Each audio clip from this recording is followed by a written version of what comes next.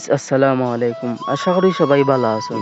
আমিও আল্লাহর রহমতে ভালো আছি। আর আজকের ভিডিওটা অনেক বেশি ইন্টারেস্টিং হইব, কারণ আজকে আমি আপনারা দেখাইমু বাংলাদেশের সবচেয়ে বড় সেতু পদ্মা সেতু এবং বাংলাদেশের সবচেয়ে সুন্দর হাইওয়ে এক্সপ্রেস মাওয়া হাইওয়ে এক্সপ্রেস, যেটা বর্তমানে হযরত ইব্রাহিম আলাইহিস সালাম হাইওয়ে এক্সপ্রেস নামে পরিচিত। আর পদ্মা সেতু এবং হাইওয়ের ভিডিও দেখতে হইলে অবশ্যই আপনারা ফুল ভিডিও দেখতে হইব। তো আশা করি আপনারা ফুল ভিডিওটা দেখবা। আর এখন আমরা উঠে গেছি বরিশালের বাসও। আর বরিশাল যাইতেও কিন্তু এই মাওয়া হাইওয়ে এক্সপ্রেস এবং পদ্মা সেতুর দেখা মিলে।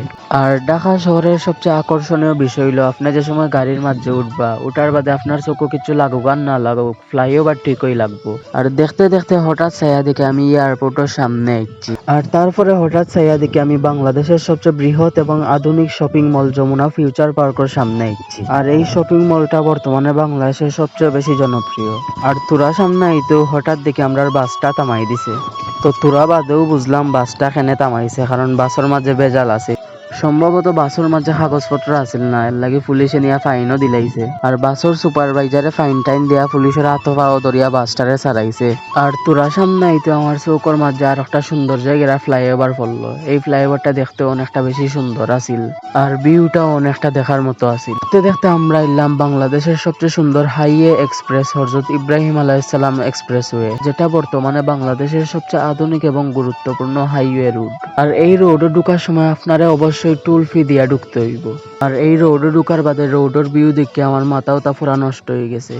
এরকম রাস্তাও বাংলাদেশে আছে, এটা আমি আগে জানতাম না।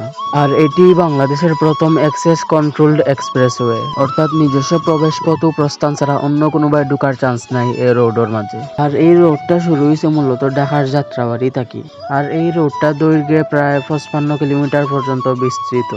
আর এই রোডটা পদ্মা সেতুর সাথে সংযুক্ত হয় দক্ষিণাঞ্চলের মানুষের লাগে অনেক বেশি সুবিধা হয়েছে। আর মাওয়া এক্সপ্রেসওয়ের সবচেয়ে আকর্ষণীয় বিষয় হলো এই রাস্তার পরিচ্ছন্ন পরিবেশ।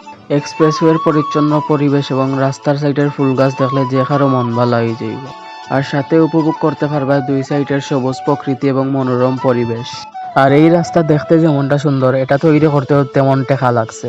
এই রাস্তাটা তৈরি করতে প্রায় 11,000 কোটি টাকা ব্যয় হয়েছে। আর এই রাস্তার সাইডে আছে অনেক ধরনের ফুল গাছ। এই ফুল গাছ দেখে অনেকটা মুগ্ধ হয়ে গেছি আমি। আর এই রাস্তার সাইডে প্রায় 1,73,294টি ফুল গাছ লাগানো হয়েছিল। এর লাগে এই সড়কটা আরো নান্দনিক এবং আকর্ষণীয় হইয়া উঠছে। তো মাওয়া হাইওয়ে এক্সপ্রেসের সৌন্দর্য দেখতে দেখতে আমরা এলাম পদ্মা সেতুর টুল প্লাজার সামনে। আর এটাই বাংলাদেশের সবচেয়ে বড় সেতু পদ্মা সেতু, যেটা আমি নিজের চৌকে দেখমু। তো টুল ফি দিয়ে আমরা ঢুকে গেলাম পদ্মা সেতুর এরিয়ার ভিতরে। পদ্মা সেতুর এরিয়ার ভিতরে ঢুকার বাদেও দেখলাম ট্রেন যার উপরে দিয়ে। এই দৃশ্যটা দেখে মনটা আরো বেশি ভালো হয়ে গেল। আর এই পদ্মা সেতুর দৈর্ঘ্য প্রায় 6 কিলোমিটার। আর সবচেয়ে গর্বের বিষয় হলো এই ব্রিজটা বাংলাদেশের নিজের অর্থায়নে তৈরি করা হয়েছে।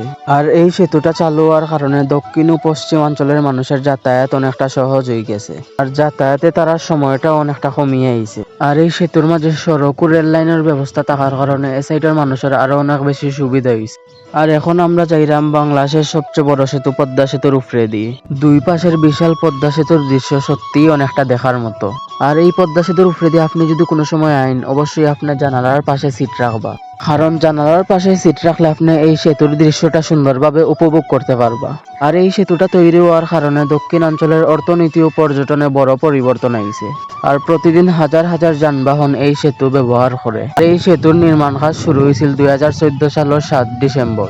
আর এই সেতুটা উদ্বোধন হয় 2022 সালের 25 জুন এবং যানবাহন চলাচল শুরু হয় 2022 সালের 26 জুন। অর্থাৎ এই ব্রিজটা নির্মাণ করতে প্রায় 7.5 বছর সময় লাগছে। আর এই সেতুটা ব্যবসা বাণিজ্য এবং অর্থনীতির মাঝে গুরুত্বপূর্ণ ভূমিকা রাখে। ব্রিজটা দীর্ঘ 6 কিলোমিটার হইলেও ব্রিজের সৌন্দর্য দেখতে দেখতে সময়টা কোনবায় গেছে হইতেও পারি না ঠিক মতো। আর তুরাবাদেও আমরা এলাম বাংলাদেশে পাট উৎপাদনের শীর্ষ জেলা ফরিদপুর।